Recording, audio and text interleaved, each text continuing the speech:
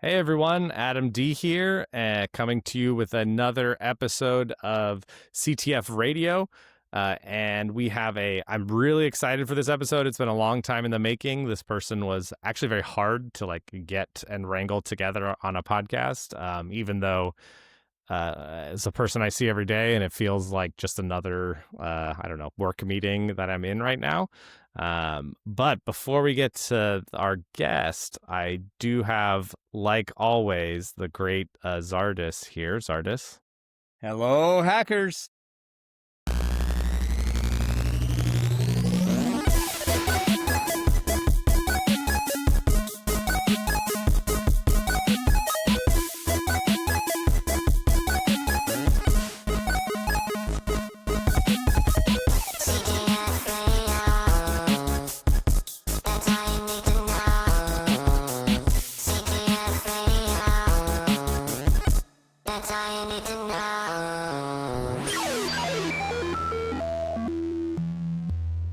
Wow, still slaps. All right, so Jan, when you think of CTF and you think of some of the best reverse engineers that you know, what names come to mind? I think two names mainly, Fish and Fish. That's definitely not where I was leading you towards. I meant other people who aren't the guest. This was like building up towards, like announcing the guest. That's right. Let's see. We have who's a nice, uncomplicated historical figure that everyone likes. Jinmo. We've literally watched him reverse in live CTF. The guy is really good and really fast. Yeah. Why aren't we interviewing that guy? I don't know. We don't know him that well yet. If we do another PPPer, we should just rename our fucking podcast to PPP Radio. Oh, good.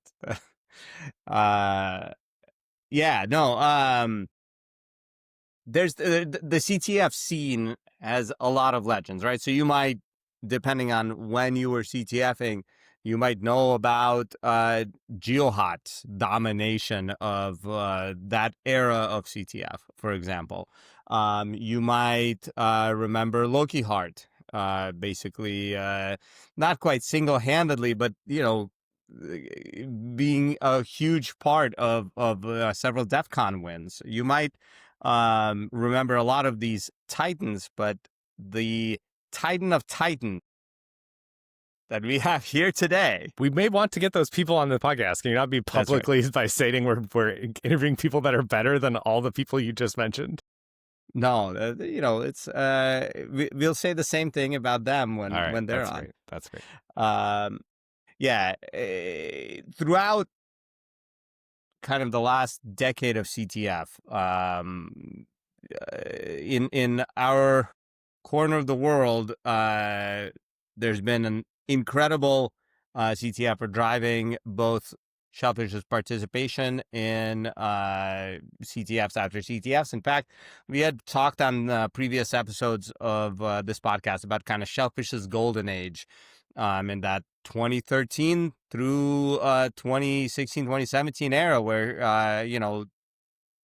Shellphish, after a early stunning performance in the CTF world, a victory at DEF CON in 2005, kind of started slowing down as a generation kind of turned over. And the next generation of Shellphish, when I was in my most active, was in that era when also Fish joined us and led a huge resurgence in Shellphish's activity in CTF. And now, for the last 4 years, Fish has been on the organizing side of the table, organizing DEF CON CTF. So huge impact in CTF. Awesome to have a real legend with us here today. Fish, what are your thoughts on Fish?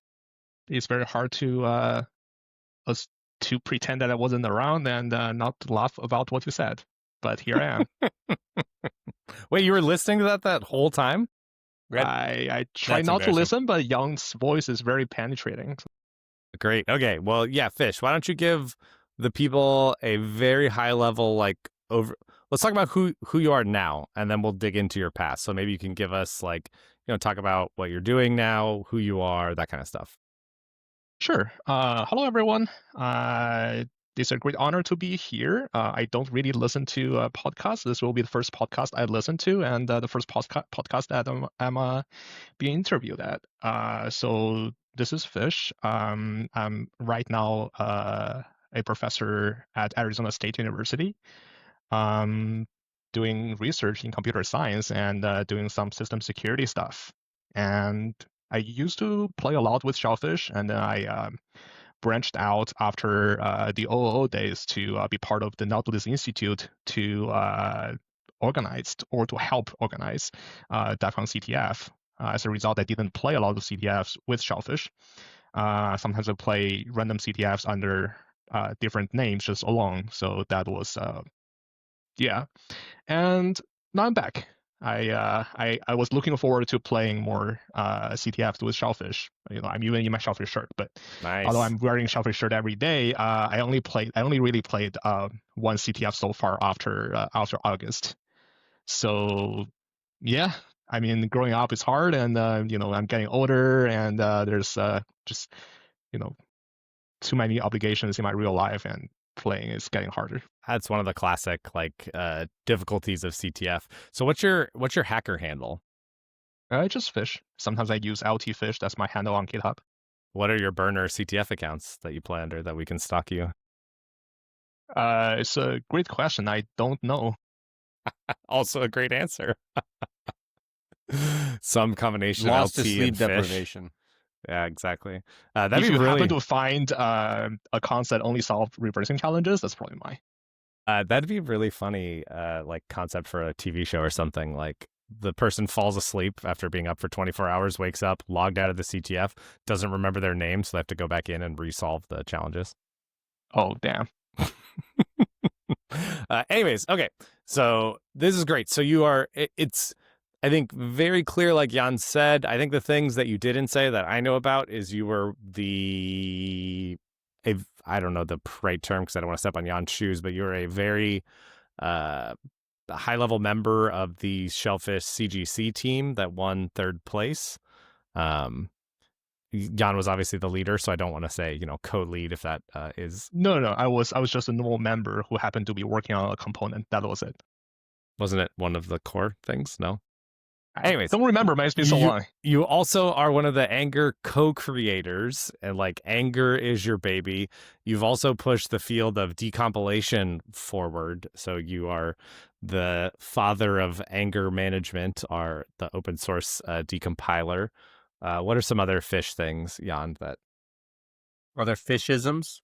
The key thing is there's this saying that be the person your dog thinks you are. You don't have a dog though.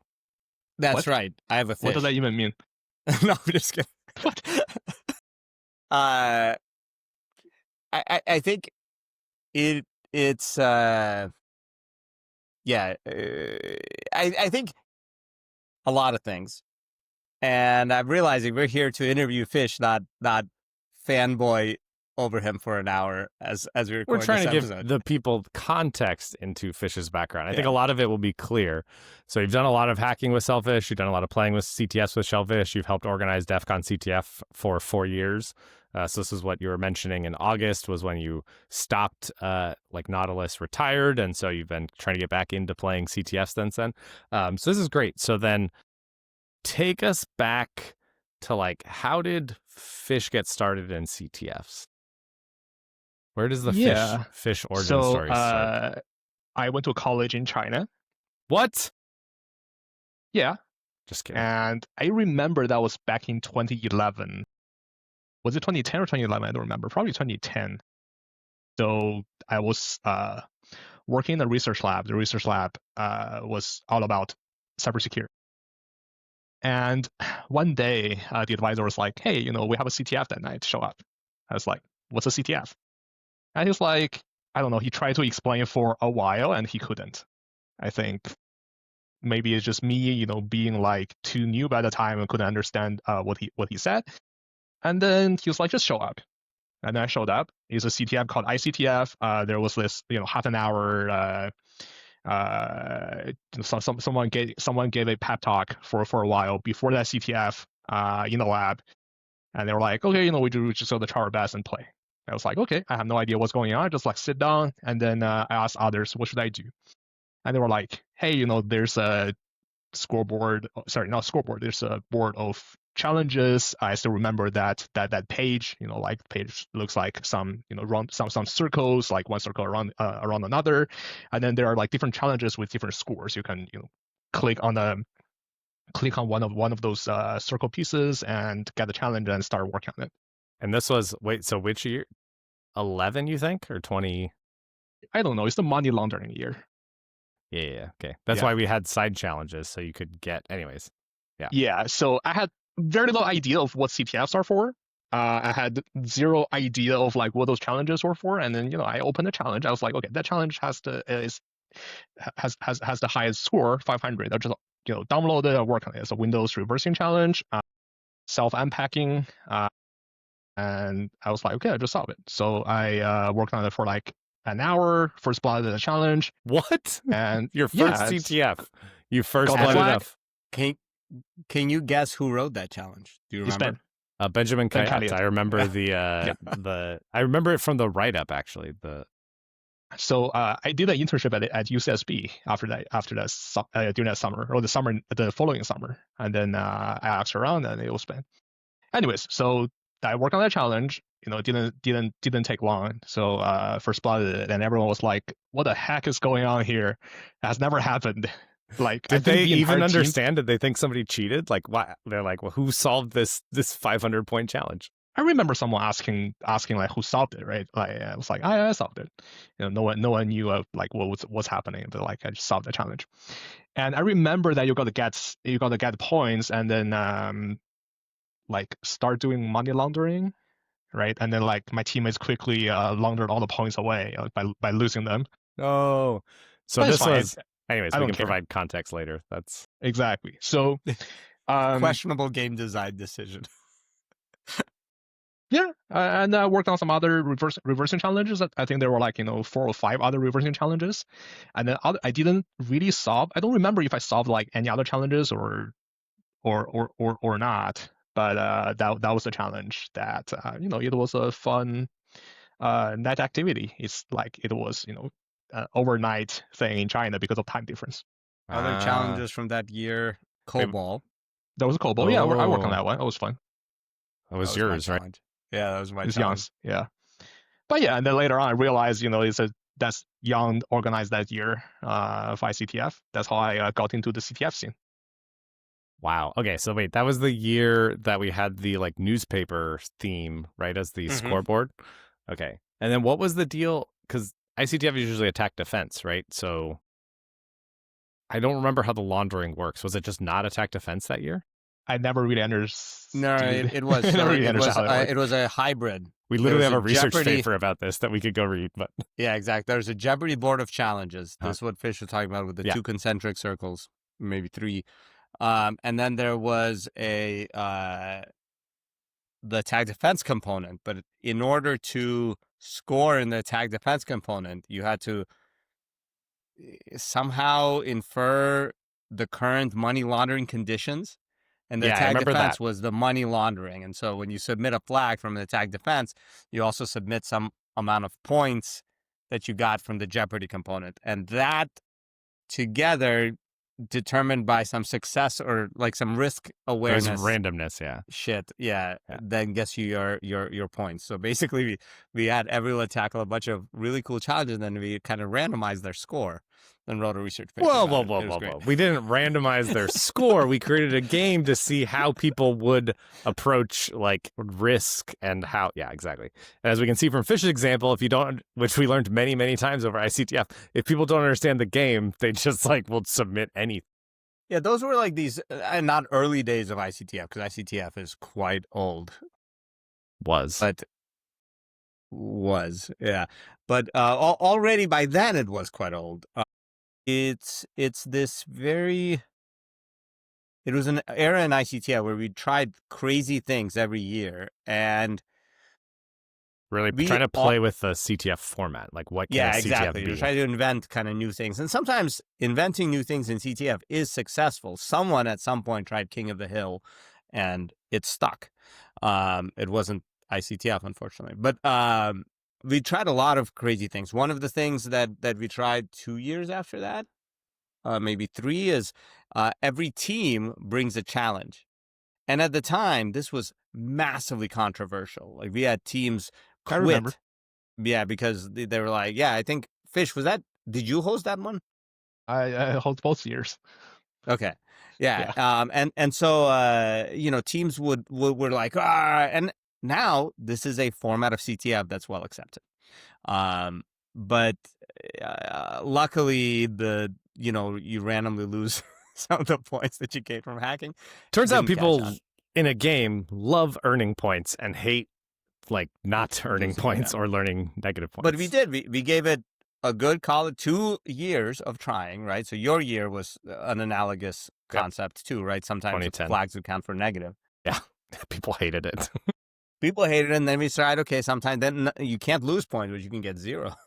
Which is very funny because now so much of the high-level CTF play really comes down to rule analysis and and strategy and metagaming and stuff like that. But So anyways, you could say we were exploring this. yeah, enough talking about our parts in Fish's story of this, which is really funny though because we were on the other side of that. Like I that was the year I distinctly remember you wrote the stupid registration form in Bash, and I was trying to audit it to find a vulnerability to tell you how stupid it was to write a CGI bin submission form in Bash. I want to find that and just put it as a level in the. I bet I have it. I bet I have it somewhere. All right, That would be awesome. Yeah, let's put it as a level in the shell dojo. There's no way to write secure bash, so I'm 1,000% sure that it is vulnerable. Yeah. We just didn't have the skills then. There was a regex DOS. Nowadays. Yeah, there's a regex DOS, but I didn't have the patience to actually trigger it. But anyways, all right, Fish, this was your first CTF. You blew away the rest of the team by doing this. You stayed up all night, and then what? Then were you addicted to CTFs? And you played then I CTFs went to every bed. weekend after that? No, it was 8 a.m. I rode a bicycle back to my dorm and went to bed. And then what after that? Did you catch the CTF bug? It's great question. I don't quite remember. I think I started playing CTFs gradually, and then not a lot of CTFs, but so I was with Team Blue Lotus back then, right? Was that the same team you played with for that first CTF? Yeah. Okay, cool. So that was your lab team basically, and yeah, it's the lab team. Yeah. So we started playing CTFs, and I actually don't remember how many CTFs I played back then, but I would say between that very first CTF and the first DEFCON calls that I played with Blue Lotus, right? We weren't playing that many CTFs, but then after the first DEFCON calls, we didn't qualify. That's when we really started to play every single CTF. There also weren't that many CTFs to play, so yeah, this is when we say played a ton of CTFs. It was the 4 or 5 a year, right? That was I think I was probably doing 20. 20? Okay. But it wasn't every weekend and double on Sundays. But I do remember because, back then, Shellphish was already kind of one of the older teams, and suddenly Blue Lotus exploded out of nowhere. I just suddenly start seeing him on the scoreboards. It's pretty cool. Oh, and it's interesting that you remember. Yeah, Jan is because we definitely do not remember Shellphish. Wow! Oh, wow! What a burn! You're part of Shellphish now. Well, not back then. 2011, 2012. We're just the old dogs, Well, we see Shellphish a lot on scoreboards. So there was a bit of a weirdness in the team back then. It's we want to go to DEF CON, be top, but if we're not going to be all in on some random CTF, and like you said, back then there were fewer random CTFs, it's we don't want I don't know, to throw in Shellphish and it's 87th place. Yeah. And so then we would sometimes play as random named teams. Actually and fail. It's yeah, exactly. I remember that name. If we're not taking this seriously, we're not going to name ourselves Shellphish. It was kind of a different era, different feelings back then. Mm-hmm. Interesting. Yeah. Okay. Let's go back. I think the part of your story that's very fascinating, but That seems almost implausible. Like if this was in a movie scene where some, young undergrad gets thrown into a CTF and then gets a 500-point reversing challenge and then not just solves it, first bloods it, which means first person in the entire CTF that solves it. This person who'd never played CTFs, I would look at the screen and I'd go, this is fake. This is like, there's no way a person could do this. So can you talk about how is it possible that you were able to be at a point to do that and having never played CTFs? Yeah, so I did and I still do a lot of reversing. So I reversed. I spent a lot of time with viruses. Now they're called malware, and anti-malware, and like Getting back access. Yeah. When you say back then, what ages are we talking? when I was in my elementary school, middle school, and high school, and So you were just reversing for fun? playing with them, reversing, and understanding what's going on, like But writing what drove rootkits, you anti-rootkits. to do that? It's just fun. Yeah, but you have to get started somehow. Like most people don't look at it like a .exe that they double click or run in Windows and be like, I wonder how this works. Like, how did that even start for you? Great question. So this is really hard to remember nowadays, right? Because you're so old. We should have done this 10 years ago.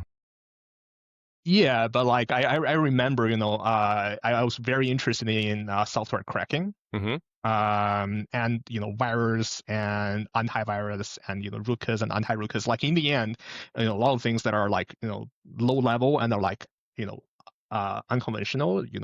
Most people believe that you gotta executable, just run it, right?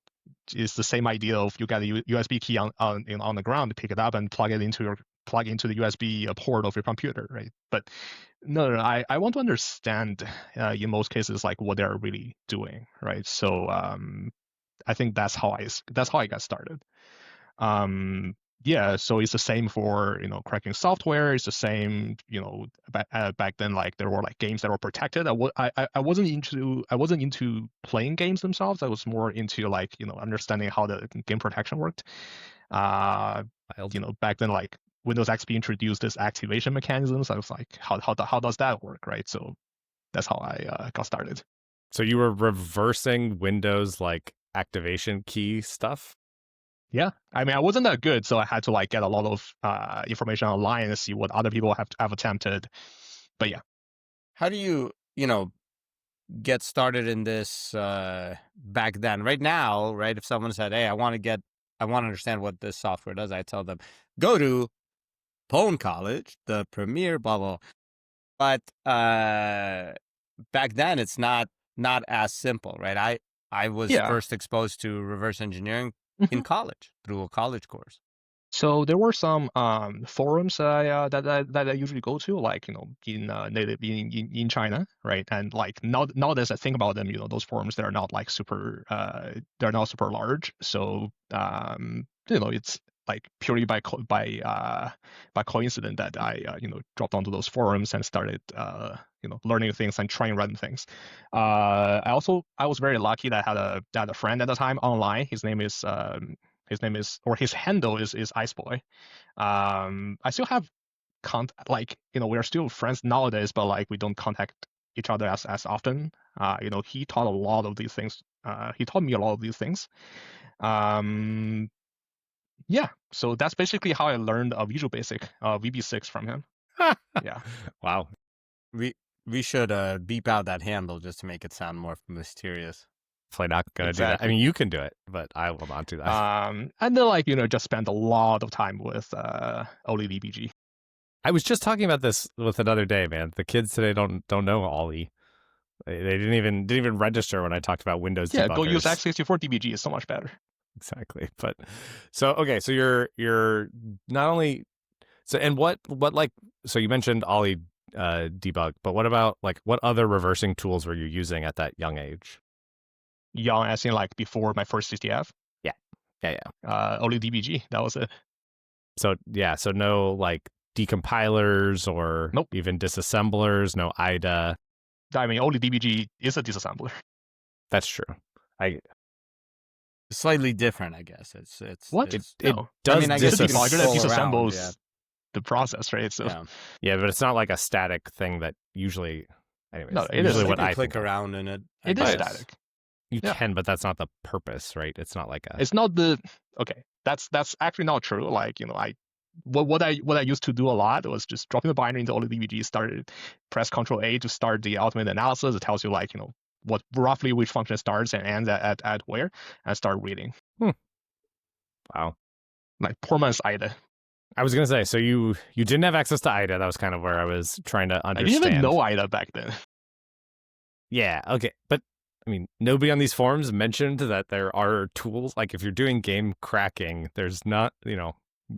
No, man. It's a tiny That was jump. back in between like 1997 and 2003. I don't think IDA This was well that. predated.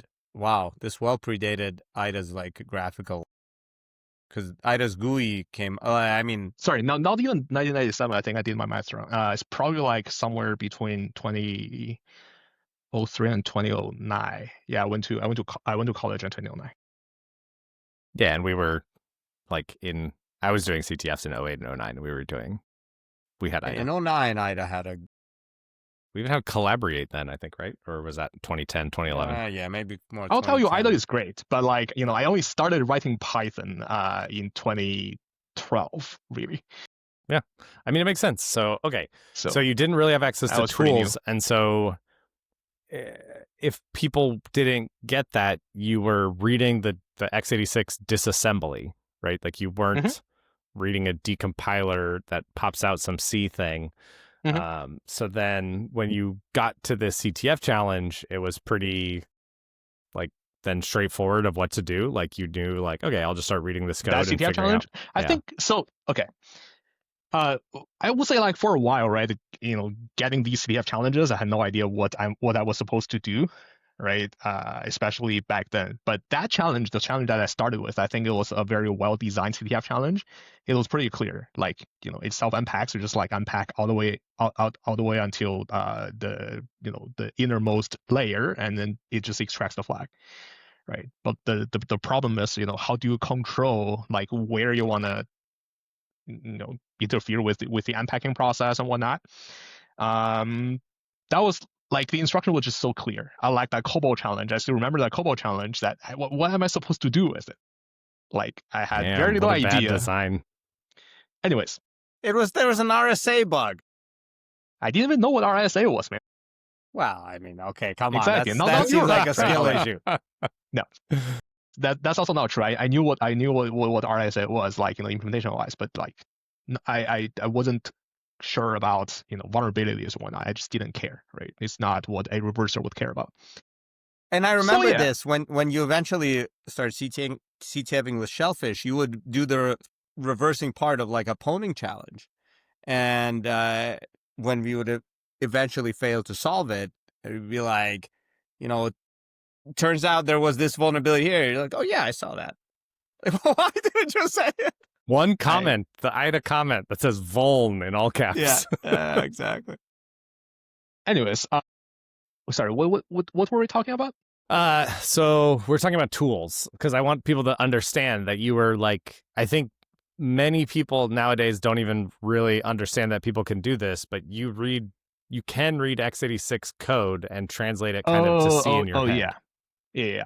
I think first of all, I've always been dreaming about a decompiler, right? But like, so I learned VB6. I was a very big VB6 programmer, right? And I learned assembly because I had to like reverse, whatever that needed to be reversed.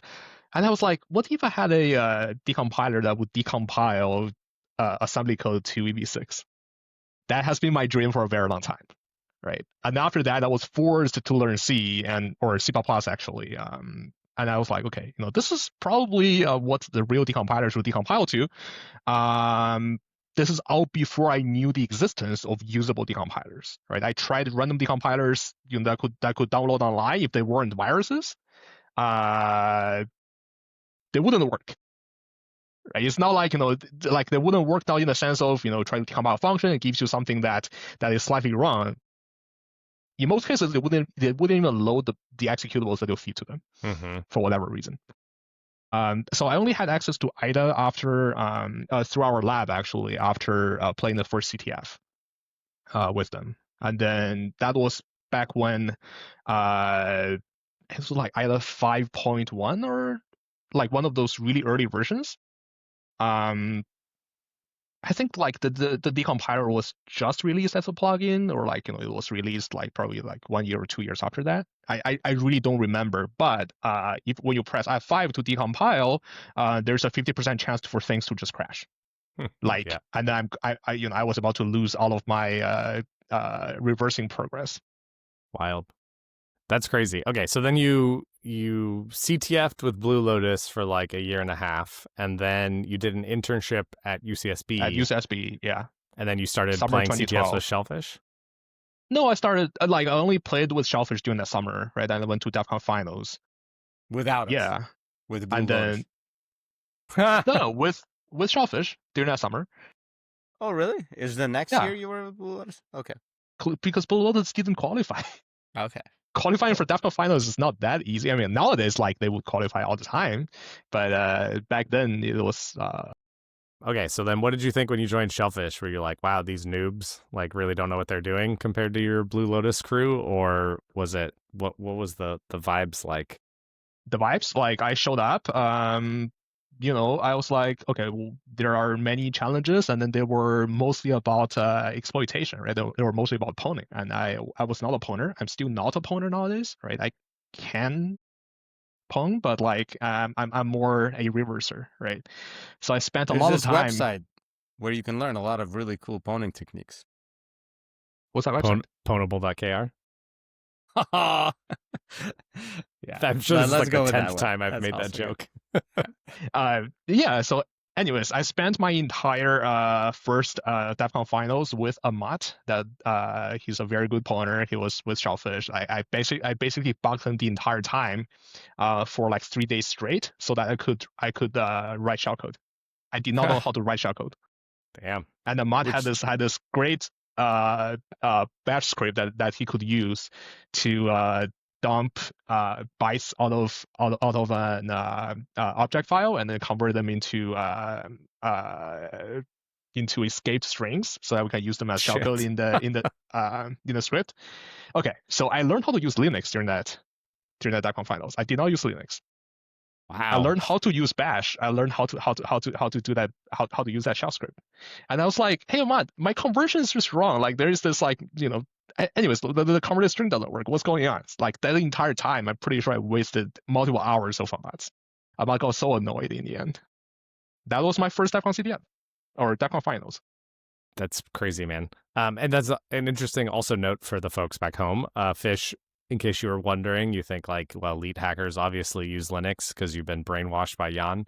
No, Fish runs Windows, and he like, what? I was going to say it's true. Lead hackers run Linux. I think lead hackers run whatever they are best at. So Fish is definitely in that category where he runs like, but you learned. So maybe this is a theme, like the CTF kind of forced you and helped you learn these new concepts like shell coding and bash scripting and Linux and those sorts of things. Yeah, at least like, for me, I'm a very proud Windows user. I bring my laptop to a classroom that I'm going to give a presentation. I want to like plug and play, right? I don't want to like plug, spend an hour debugging why the projector doesn't work. Dude, and then we'll have to play someone else's plug laptop. And play when you can plug and pray? Dude, it's exactly. It's the Docker. It's the snap. It's the... Yeah, none of that really matters when you need to give a presentation. 100%. I actually agree. Oh, it matters. It matters a lot. Because yeah, when you're panicked. It from working. And then how many times have you said, Adam, do you think we could use your laptop 2%? Probably less than 10. Yeah. I think that's actually probably fair, but it should be 0. Okay, yeah. So equipment aside of what you use. So what draws you to CTFs? Like, why? Is it just like the application of this reversing knowledge that it sounds like you've loved since you were a kid? Like, why CTFs? Like, it's clearly a big part of your life.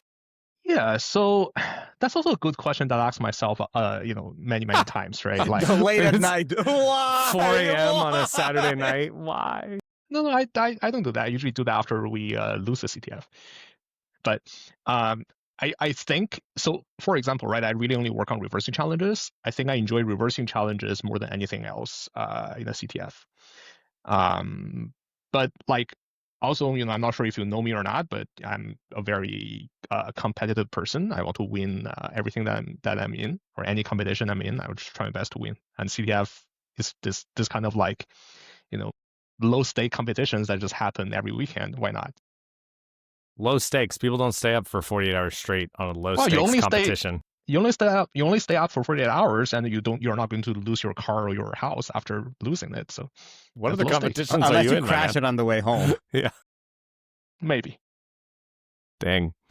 Okay. Yeah. Okay. So it's the competitiveness plus the like. Do you feel like you learn stuff from playing in CTFs? Absolutely. Not only do I learn stuff, but like I get inspired. I get a lot of like motivation for both of my research that I work on, and why don't I have better tools, right? I ask myself every single time. I ask myself every single time after playing a CTF. But like really, I just really enjoy working on reversing challenges. Like reversing challenges are, to me, just understanding things that most people wouldn't understand, right? Or like understanding things that are not supposed to understand, that are not supposed to be understood. So I think that's very fun. And yet, Like I used to tell this story, but I've been told by others that it's inappropriate nowadays. But I can still say that. Like as a kid, right, you might be interested in reading someone else's diary. That's bad, right? But it's so cool because there's secret inside, right? And it's not supposed to be read. I think reversing is exactly like that. Interesting. Right. Interesting. Whereas exploitation or pawning is closer to like you want to get control or get hold of something else that you usually won't be able to control, right? That's not something I care about. So like the difference between knowledge, understanding, and I think it's the difference between like your... exactly getting access to knowledge versus controlling something else that usually cannot do. Interesting. Although people would probably say that pwning is just the application of knowledge, right? So it's about Maybe the control is just the act of you demonstrating knowledge, but it isn't. I mean, it may not be acquiring knowledge. So like or another example that I sometimes used to explain, like the process of working on pwning is that you bang your head against the wall for like hours and hours, and in the end it worked, right? You get happy for like a second. You got a flag submit. Yeah. For reversing, you constantly get this influx of happiness when you're working on it, because like every single second you know a little bit more than the previous second. Right. Yeah, this gets into what we've talked about with different styles of challenges, and like also why it's a reversing challenge. You kind of know when you're on the right track, or it's always clear where you can go, because as long as you know what you know and what you don't know, you can keep refining what you don't know until like the bigger picture starts to emerge. Whereas with pwning, you can get stuck on a trick that you don't know. That's exactly. Like, almost... usually we say that's a skill issue. Or a knowledge issue, or it's like, how do you teach yourself the ways that people go about looking at for those types of things, right? Yeah. I fail to solve many a reversing challenge, but I'm rarely completely lost. Whereas with pwning challenges, I have been completely lost. Just no exactly. hope. So like if you don't know that trick, it's sometimes it's just there's no hope, right? Yeah. Interesting. Okay, so I like that, because I think that's part of what talking with people about CTFs. I guess my other question is, though, why not go into reverse engineering as a job? Like, there are jobs out there that it's full-time reversing and figuring things out. So if that's what you love so much, why not do that as a job? Yeah, man. How do you know I'm not doing that as a job right now? I don't have access to my tax returns.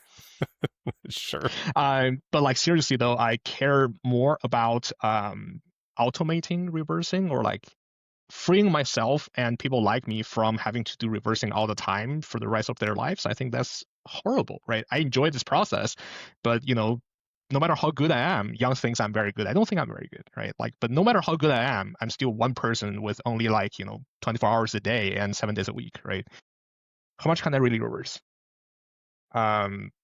So, when I was in my middle school, I was like, I wish there were better decompilers, right? And then in my college, I had access to decompilers.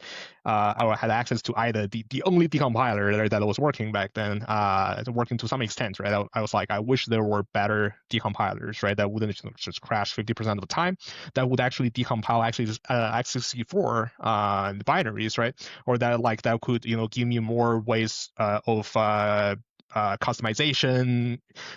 This wish list goes on and on and on. I was like, maybe we should just develop a more usable decompiler.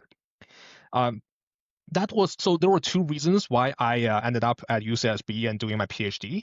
One was I wanted to play CTFs, and Shellphish, I could happily play with Shellphish as part of Shellphish and play CTFs all the time, and no one would be blaming me, right? That's not the case if I were going to any other university labs and doing my PhD.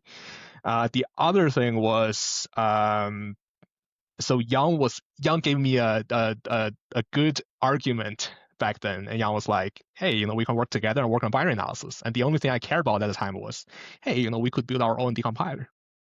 But he made you wait how long? A decade before doing the It took a decompiler? while No, to that's build not the true. groundwork. Yeah, so it took a while to build the groundwork, and then the field of decompilers weren't easily publishable back then. There was also this I think sometimes I'm not sure about Yang, but I think Yang is a perfectionist. I'm also a perfectionist, right?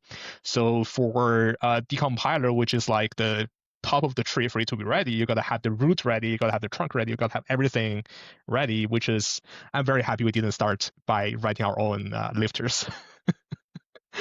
That was. But yeah, so a lot of groundwork was required. And then, as a PhD student, right, sure, I could play CTFs as much as possible, but we still got to work on publishable papers.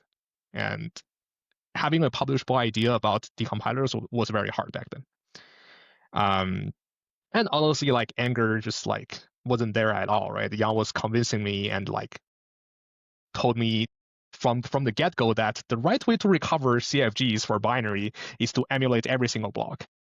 That's been there for 2 years before I was like, Yang was full of shit, and I just redid all of that. See, before there was CFG fast was created. That's how exactly CFG fast was how, yeah. created.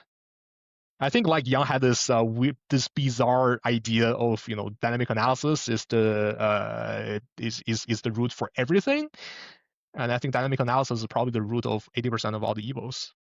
But I don't know, man. I was like a new PhD student. I trusted Yang too much. That was clearly a mistake. Before GPT being confidently wrong about things, there was me being confidently wrong about things. Yeah, but I think GPT is more correct, or in more cases, GPT will be correct. So yeah, but it's possible. It's possible. Yeah. But we did manage to very quickly create a very useful platform on which we could continue building.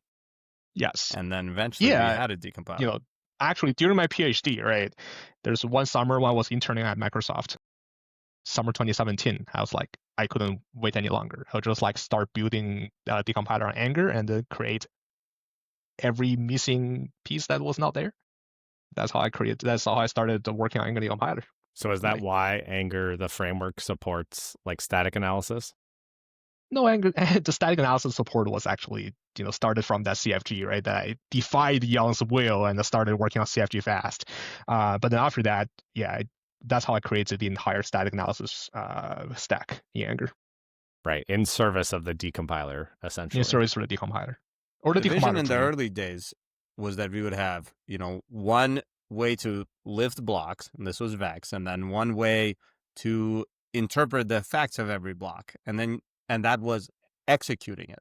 And then you apply that in aggregate in different ways. And one of those was the control flow graph analysis. And then we kept Fish say, well, but we need this thing. And then, this thing would be, we need to be able to merge the effects of the execution of the block from, in different contexts. And then we ended up with the ability to execute that same block on multiple different types of data being fed in, and things got more and more out of hand until Fish just said, fuck this, and wrote his own CFG. It was very crazy.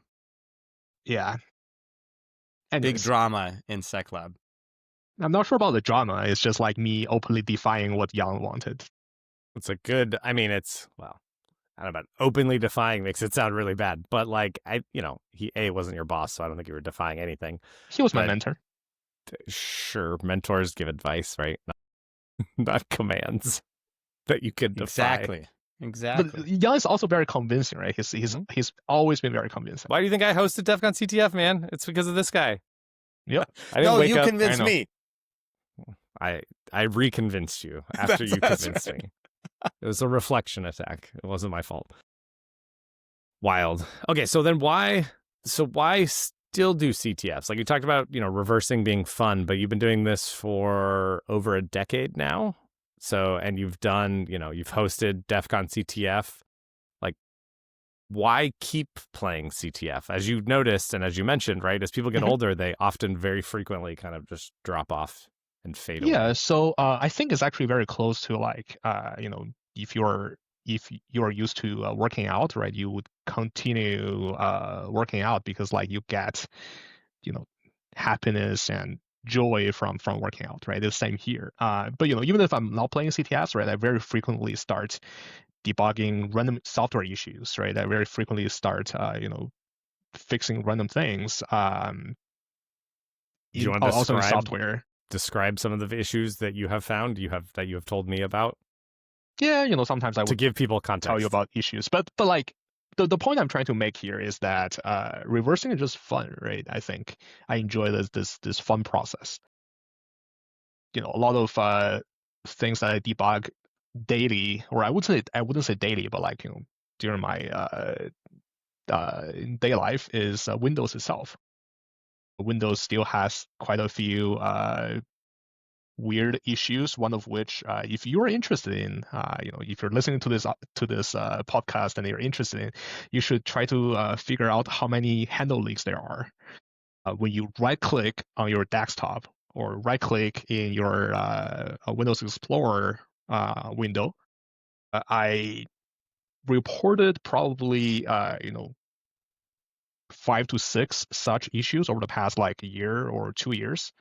To my friends at Microsoft. So how did you find these? Was it dynamic analysis? Were you fuzzing these things? Nowadays, no. I just take a look at open handles in Task Manager and see which processes open many handles that are like bizarre, and try to reproduce and see what handles are opened. Started like static analysis, in IDA or sometimes anger management, and then go from there. Nice. Right, but like these issues are very easy to find, right? Figuring out like why they happen is actually not hard. I'm surprised, right? They're not fixed until I report these issues. But like what really matters is figuring out where to patch, why that happens, and where to patch. Because like only reporting a bug to Microsoft, in a lot of cases, they don't care. It's the same, if you report bugs to many other software vendors, they don't care because why does it matter if it's not, causing crashes, if it's not a security vulnerability, right? So what you gotta do is reporting why something happens and ideally provide a patch. That's what I'm doing with the bugs I'm finding right now. Wow. Okay, so you're actually also trying to upstream the patches that fix these things? Yeah. Wait, supposedly, you don't right? have access to the source code. Well, Microsoft gives you very good symbols, first of all. And second, so from the debug symbols and the binary, you say you got to fix this logic in this function. Yeah. So yeah, before I get a new fixed release, I usually have my local patches that I just implement in x64 DBG. So it's no longer bothers me at the very least. I don't think I've touched That's Linux a level that of much. customization of Windows that I think few people have. Yeah. I mean, for years and years, right? You right click on Windows Explorer, like you open a window, right click on a blank space, you leak 140 registry handle keys or key handles. Like, what do you expect me to do? Just being okay with it? Exactly. Get more memory. So your system gets slower and slower and slower the more handles that are leaked. This There's is no what I memory like issue. about working with you is you change reality to your vision of reality, which is good. Um, I I just can't like stand this kind of issues. Like I know I could solve it, right? And why don't we just solve it? you joined the lab in 2013, UCSB. UCSB, yeah, 2013. Your PhD. Yeah, I remember back then, like Shellphish would play like one CTF every other month or something. And Fish came to me and was like, Jan, you're the captain of Shellphish. We need to be playing more CTFs. Was And I those said, the okay, well, first English words you spoke to you? that's right, basically. Um, I learned and just I enough from a dictionary so that I could compose a No, sentence it and talk wasn't to bad Jan a about. joke that you couldn't speak English. The running joke is that you didn't speak English for like the first 2 months of being in the lab. When I was doing my internship. Yes, during yeah, your that's internship. also true. Actually, Yeah. I walked in. Fish started his internship, and I think was I in Japan or was I? I have no idea I don't what you were remember. doing. I missed like the first Pitch meeting. appearance of Fish in the lab, but I had written down a project idea on the whiteboard, and I walk in and there's this dude that's always napping at his desk. And as part of like just always napping or just working quietly and very intensely. I didn't, and then I found out later, Jan, he's working on your project.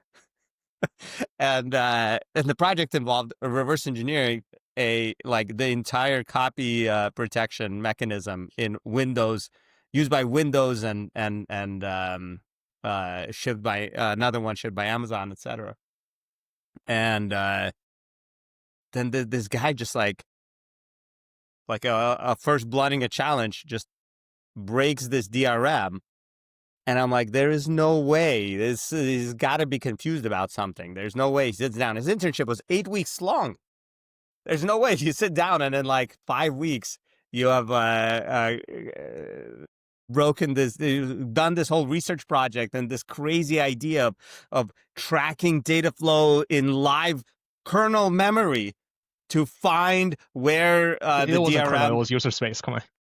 where the DRM data Yeah. is decrypted. It was Blah, blah, blah. Microsoft Play Ready. Yeah.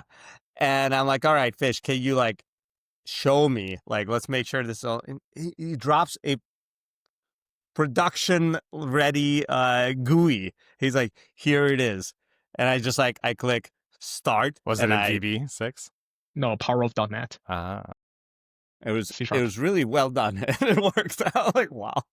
Anyways, I just want when to say he- that, like, so when Giovanni was introducing these ideas, right, you weren't there, but I was like, okay, I've been having that idea for years. I had that idea when I was in my high school. that's awesome. That is Yeah. awesome. And Idea which became, conflict. for the people outside, Movie Stealer was the paper. Was it CCS? Was the paper? Yeah. Usenix Or 2013. Usenix. Yeah. Yeah, so that was right after that movie stealer presentation, Fish and I wrote the first lines of angr. No, you wrote the first line of angr. Wow. I couldn't write Python back then. We were pair programming. Writing the first line of angr was C, if Yes, you remember. I know. A wraparound libvex. Anyways, I'm a fan of angr. exactly. What's going on? Angr. It's there's just sound effects. yeah, it's good sound effects. The others. So, anyways, Fish starts his PhD, comes to me and says, Jan, we need to be playing more CTFs. And I was like, all right, I know, this is the CTF, we got to do it. And fast forward, so I think your PhD, PhD started in like September. My anniversary with my girlfriend is late October, and I'm explaining to her how I can't go out on our anniversary because it's like Because some a new girlfriend. CTF that I don't, Hacklu maybe, I don't remember, and Fish is forcing me to play. I'm She's sorry. like, what? It was pretty good, but there were more And anniversaries. now you're blaming me? Yeah, I blamed you back then even. I didn't know threw that. you under the Exactly. bus. Yeah. I Just shouldn't the have come to ASU. fish goat or scrape fish or something. Exactly. Wow. Okay. So we're running close to the end. Jan, any questions for our great guests that we haven't dug into? What's your favorite CTF challenge that you've ever done? Great question. I don't Or remember one of the best many ones that CTF comes to your mind. challenges. So that's very interesting. That's a very interesting idea. So like I remember I spent a lot of time dealing with CTF challenges, but like, I don't have a vivid memory of many of them. But I remember one from like the really, really old days. Obviously, right, I talk about that challenge that Ben wrote for the first year of ICTF that I played, but I'm not going to talk about that one. There was another challenge that is running in CLI, and they're like, it was basically a game where there were like multiple levels, and then for every single level you got to figure out how to so like you got to explore that level and figure out the stair or the entrance to the next level, right? And then by the time you're like going up one level, it's like producing a byte or like it's a stroke of the flag somewhere in memory, but without telling you. Once you get to the final level, it was like, hey, you already have the flag, and then the program quits. So if you weren't reversing it statically, you wouldn't know that it's building the flag in memory, right? I reversed it first before I started playing that game. I knew it was building the flag, and I remember that's how I first spotted it. So you put like a breakpoint at the end? I don't remember how I solved it, but like I think it's more important to know that it was actually silently building the flag, and then you could just like dump it somehow. But that's more of my reversing style, is that I would spend a lot of time nowadays, right? I would spend a lot of time in tools before I even run that executable, right? Statically analyze as much as possible, understand as much as possible. So how do you feel as a reverser, right? I mean, one of the things you're trying to do, like we talked about, is extract knowledge, from a binary, from a program, secret hidden knowledge. Are you worried at all about the rise of LLMs that seem like they can extract information or knowledge from, static sources like binaries? I'm very happy, actually, right? This is like, you asked a reverser back in 1996, do you worry about having better decompilers ILO in the future? They will be excited, right? You ask someone back in 1940, do you worry about having better, computers, better CPUs, better calculators? They would be, they would have been excited. Maybe, Same but here. a lot of those initial people in 96 who were really good reversers were hesitant to pick up the early decompilers and use them. I know, right? None of us really picked up LLMs before ChatGPT was a thing. We were all super skeptical back in like 2018, 2017-ish. LLM has been around for a while. What do you see as the point at which decompilers became, like, when did you switch to a decompiler from reading the disassembly? I would say somewhere between my first CTF and the DEF CON calls of that year. So pretty quickly. Yeah. I guess if there's a better tool, I will use a better tool. Mm-hmm. Oh, and you just didn't have access to it before. Yeah. Okay. I didn't have access to it before, but also like, I'm very quick instead of in terms of adopting better tools. So I could for a while. This was like when I was much younger. Disassemble bytes for x86, like visually, and assemble certain instructions as well. I could no longer do that because of decompilers. I mean, I still have a couple, but I remember. Yeah, exactly. I still know a couple, like the common ones that I use, but I used to be able to do most of them. This would be a great challenge, actually. What's the fun? No, like one of a live CTF challenge. You just give someone pen and paper. Yeah, you right, mean like and all you give them is the result, like sec fault. Yep. I don't even have exams for my classes, and now we are getting exams on pen and paper for. I was just gonna say, live we CTF actually players. maybe on the topic of LLMs, we may actually be going back to pen and paper exams, but Cool. Okay. Do you have anything before we let you go? So thanks so much for sharing your, story with the community. I think it's, you're definitely a person that people look up to and know in the community. So I think, people getting to know your story and know a little bit about you is super helpful. Do you have I'm not anything? sure how much of that is true, but I also realized that I didn't get to talk more. I didn't get to talk much during this interview. So I got to learn a lot more about Yang Oh, no. and Pong College. There's barely any phone call discussion. We usually actually go, we can always do follow-up episodes. It's the nice thing about a podcast. We're not restricted to anything. So we can go super in depth because there's a lot of stuff we didn't talk about. We didn't talk about your CGC days. We didn't talk about your, we touched on decompilers, but we didn't really get into it. I know you can go super deep on those topics as well. Do you have anything you want to, I don't know, if people want to reach out to you, where can they find you? Is there a good... So the best way to get to know me is to start using angr and start giving us issues and PRs. I'll be very happy if you find angr to be useful and if you can make it more useful in the future. Other than that, I'm very happy that you invited me, and it's great to talk to you guys. Awesome. What do you want to say, Yang? Yeah, you look like you want to say something. What? Oh, no, I was curious. What didn't we ask you about yourself? Great question. I also don't remember. But it's okay. All right. Well, on that super awkward note, thanks. So thanks for joining us today, Fish. I'm Adam It's D. time to go back to PvP. You can find me online at Adam Dupay. He's Zardus. You can find him online. We need a voice clip of that. At Zardus. We're CTF Radio. You can find us online at CTF Radiooo. O's not zeros. You can send us questions through email at ctfradioo@gmail.com. Take care and happy hacking.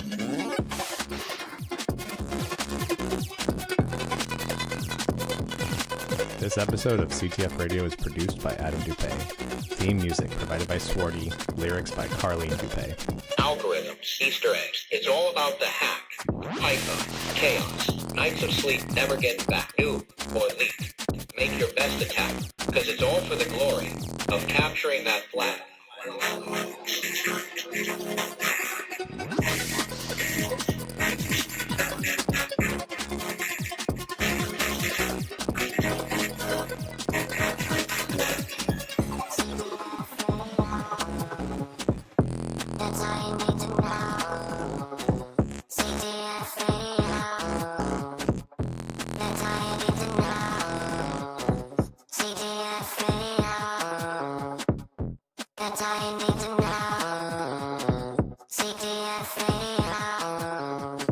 What are you doing?